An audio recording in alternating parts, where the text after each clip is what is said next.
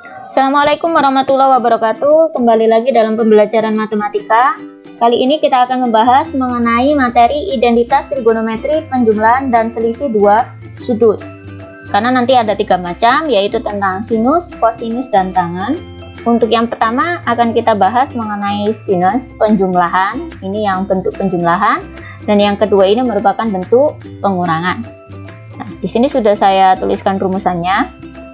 Yang pertama ada sinus A plus beta, ketika dia dijabarkan jadi sin alfa cos beta ditambah. Nah, perhatikan di sini untuk cara menghafalnya. Ketika sinus itu dijumlah, nah dia di sini juga tandanya sama-sama dijumlah. Perhatikan ya. Sin alfa cos beta ditambah cos alfa sin beta. Ini bernilai sama dengan yang sin alfa min beta, yang membedakan adalah tandanya. Ini minus dan yang sini juga minus.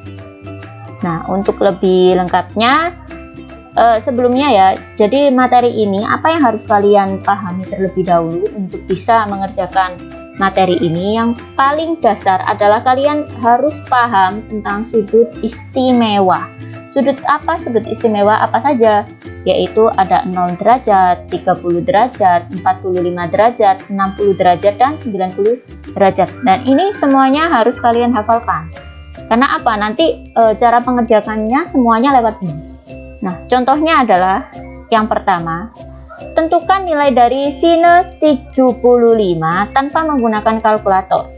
Nah, untuk mengerjakan soal seperti ini, kita bisa memanfaatkan sudut-sudut istimewa. Di sini ada angka 0, 30, 45, 60, 90. Nah, kita upayakan nilai-nilai tersebut bisa menjadi nilai 75. Nah, di sini saya punya, ternyata 75 bisa diperoleh dari 45 ditambah dengan 30. Nah, soal ini sudah memenuhi rumusan ini. Jadi alfanya ini adalah 45, 30 sebagai beta. Ketika kita jabarkan, dia akan berubah menjadi sin 45 dikalikan cos 30 ditambah, karena ini dijumlah ya, cos 45 sin 30. Nah, di sini perlunya kalian hafal sudut istimewa. Jadi sin 45 adalah setengah akar 2, kita kalikan dengan cos 30 adalah setengah akar 3, kita jumlah cos 45 adalah setengah akar 2 dikalikan sin 30 nya adalah setengah. Nah, ketika dijumlah semuanya, ini adalah 1/4 akar 6, kita tambahkan 1/4 akar 2. Ini merupakan hasil dari sinus 75. Kemudian saya punya soal lagi misalnya, yang di nomor 2 ini ya.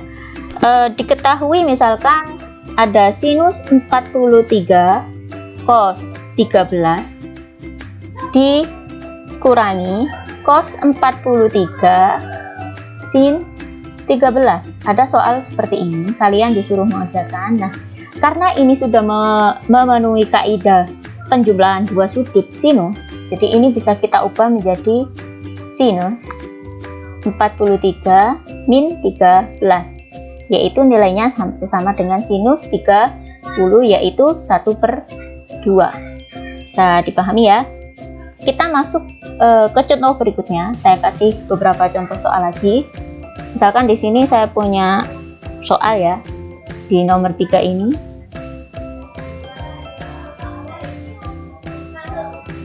Ada diketahui sinus alfa 4/5, dan ini biasanya memang sering keluar.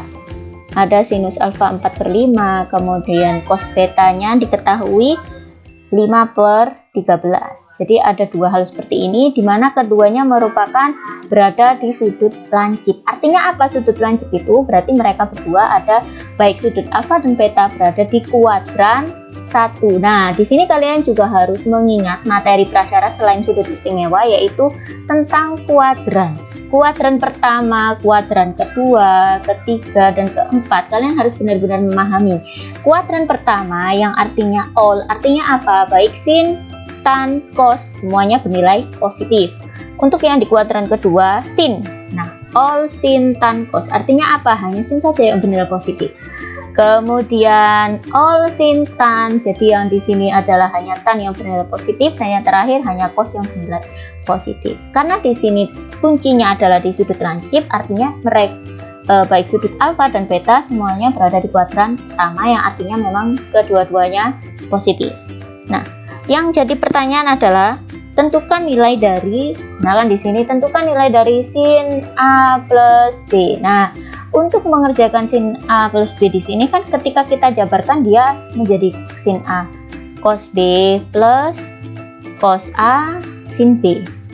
Nah, di sini yang diketahui kebetulan hanya sin A dan cos beta. Jadi di sini yang diketahui hanya sin A dan cos beta. Kita masih belum tahu nilai dari cos alfa dan sin beta.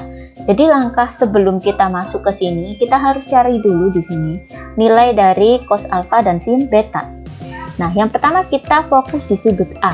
Di sudut A di sini kita misalkan dengan segitiga siku-siku ya.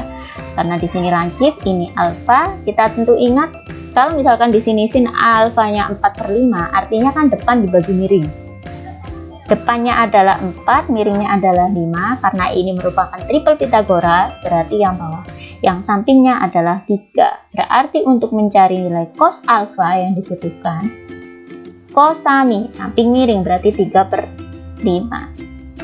Begitu juga dengan yang sudut beta. Ini kita fokus ke sudut beta. Sudut beta misalkan di sini beta.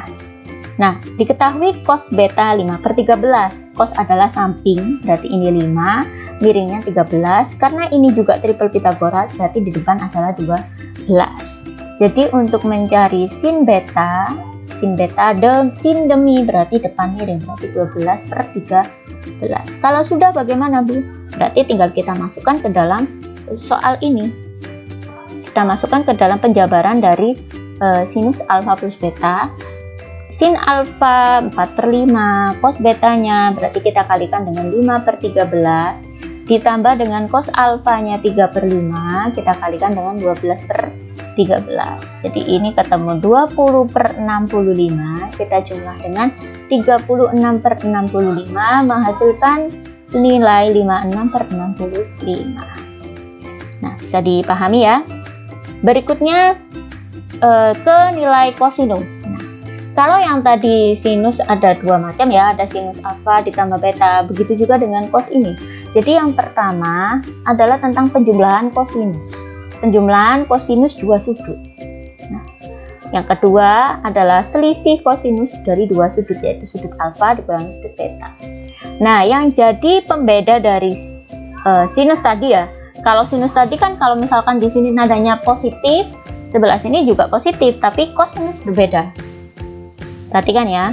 Jadi kita cek untuk yang pertama, nilai cos alfa ditambah beta ketika dijabarkan, perhatikan di sini ada cos, ada cos. Kalau sin tadi kan sin cos seperti itu. Kalau yang ini berbeda. Cos alfa cos beta, kalau di sini plus, yang di sini adalah negatif. Begitu juga dengan yang selisih ya. Cos alfa cos beta. Nah, karena di sini negatif, ini nanti jadi positif. Hati-hati kebalik ya. Kita ke contoh soal. Jadi saya kasihkan contoh soal. Misalkan tentukan nilai dari cos 75. Cos 75 itu dapat kita jabarkan jadi cos 45 ditambah 30. Nah, karena ini berupa penjumlahan, berarti kita memakai rumusannya ini. Berarti ketika dijabarkan menjadi cos 45 cos 30, hati-hati ya, karena ini plus berarti di sini jadi negatif. Negatif sin 45 sin 30.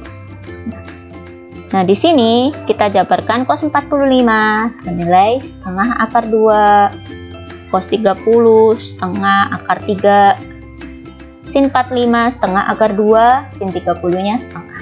Jadi ketika diselesaikan, dia akan menjadi seperempat akar 6 min seperempat akar 2. Ini untuk nilai kosinus 75. Kemudian dengan soal yang hampir mirip seperti sinus tadi, misalkan diketahui cos 105 cos 75, kita kurangi Oh, kita jumlah ya. Kita coba jumlah. Sin 105, sin 75. Nah, ini hampir sama dengan penjabaran yang mana? Jadi yang soal yang selisih dua sudut dari cos, yaitu bisa kita tuliskan seperti ini, menjadi cos 105 dikurangi 75. Dan ini hampir sama nilainya dengan cos 30, berarti bernilai setengah akar berapa? 3. Nah, kita lanjutkan ke berikutnya ya. Nah, untuk tan di sini sudah saya tuliskan. Yang pertama untuk penjumlahan dari tan. Ini untuk soal penjumlahan, dan yang di sini untuk rumusan selisihnya ya. Jadi kalau misalkan ada soal tentukan nilai dari tan 75, atau di sini misalkan tan 15. Tan 15 dapat diperoleh dari tan 45 min 30. Nah, kalian bisa menjabarkan sendiri, begitu juga dengan nilai tan 75 45 plus 30. Nanti silahkan dicoba jabarkan sendiri ya. Jadi nilainya di sini hampir sama. Soal-soalnya ini juga semuanya tergantung rumusan ya. Jadi yang pertama tentu kalian harus ingat untuk mempelajari atau untuk benar-benar memahami sudut-sudut istimewa dan pembagian kuadran agar nanti tidak salah ya. Nah, di sini saya rangkumkan. Yang pertama ini tadi tentang sinus, yang ini tentang kosinus, yang ini tentang tan, dan ini identitas dasar yang perlu kalian pahami. Nah, silakan dipahami. Nah, sampai di sini semoga dapat bermanfaat. Assalamualaikum warahmatullahi wabarakatuh.